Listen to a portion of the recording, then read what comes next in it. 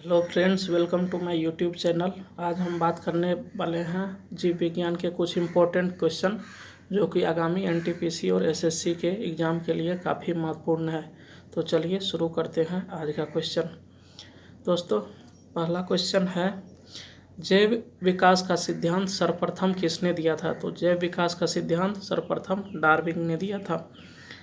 अगला सवाल है, मानव शरीर में कुल कितने हड्डियां होती है?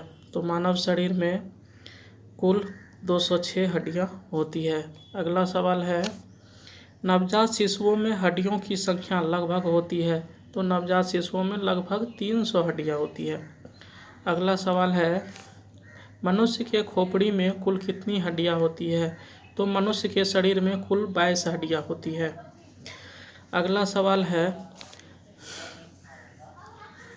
मानव शरीर में भोजन का अवशोषण सर्वाधिक कहाँ होता है? तो मानव शरीर में भोजन का अवशोषण सर्वाधिक छोटी आंत में होता है। अगला सवाल है, अब आँख के किस भाग पर वस्तु का प्रतिबिंब बनता है? तो रेटिना पर वस्तु का प्रतिबिंब बनता है। इसका सही जवाब है बी। अगला सवाल है, रक्त जमने में किस तत्व की भूमिका होती है? तो रक्त जमने में कैल्शियम की भूमिका होती है।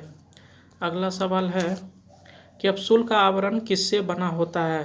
तो कैप्सूल का आवरण स्टार्च से बना होता है।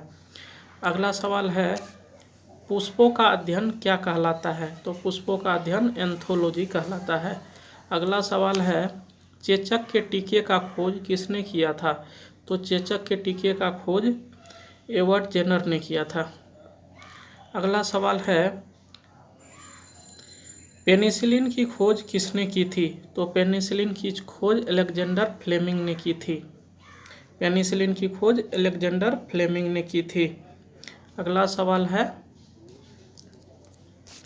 विषाणु क्या है? तो विषाणु एक अकोशिकीय जीव है। विषाणु एक अकोशिकीय जीव है।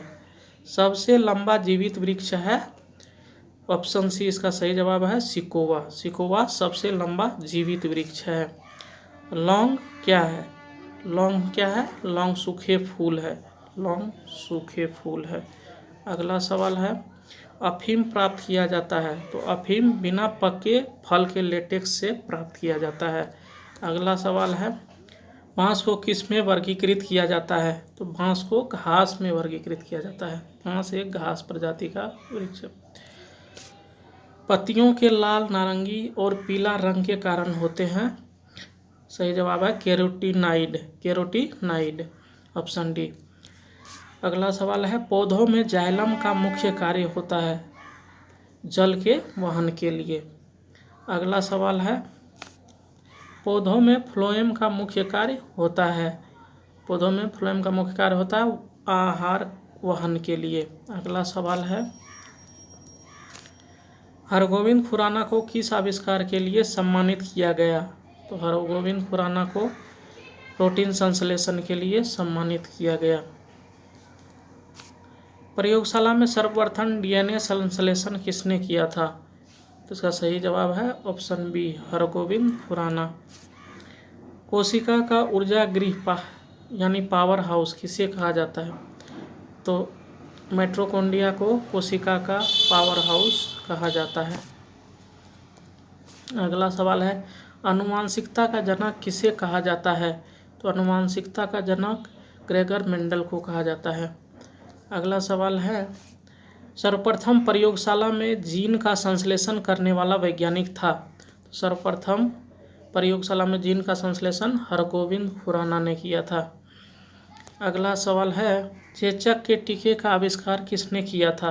तो इसका सही जवाब है ऑप्शन सी, एडवर्ड जेनर।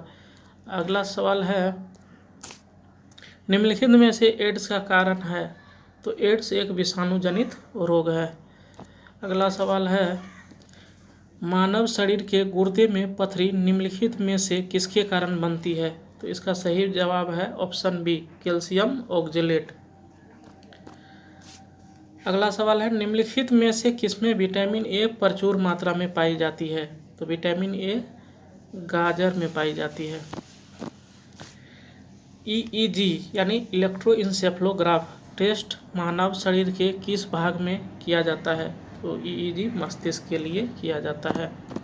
अगला सवाल है, रक्त का थक्का जमने में निम्नलिखित में से कौन सा तत्व सहायक होते हैं? तो विटामिन के रक्त का थक्का जमने में सहायक होते हैं। अगला सवाल है, टाइफाइड से शरीर का कौन सा अंग प्रभावित होता है? तो टाइफाइड से आंत प्रभावित होता है। अगला सवाल है, निम्नलिखित में से किसकी कमी से अनीमिया रोग होता है? तो आयरन की कमी से यानी लोहा की कमी से अनीमिया रोग होता है। अगला सवाल है, मछलियों के यकृत तेल में किसकी प्रचुर मात्रा में पाई जाती है? तो मछलियों के यकृत तेल में विटामिन डी प्रचुर मात्रा में पाई जाती है। विटामिन ई का रासायनिक नाम क्या है? विटामिन ई का रासायनिक नाम है टेकोफेरॉल। अगला सवाल है, बच्चों में किसकी कमी से हड्डियां मुड़ जाती है? तो बच्चों में विटामिन डी की कमी से हड्डियां मुड़ जाती है। आज के लिए इतना ही। आप लोग चैनल को लाइक और सब्सक्राइब जरूर कर दीजिए।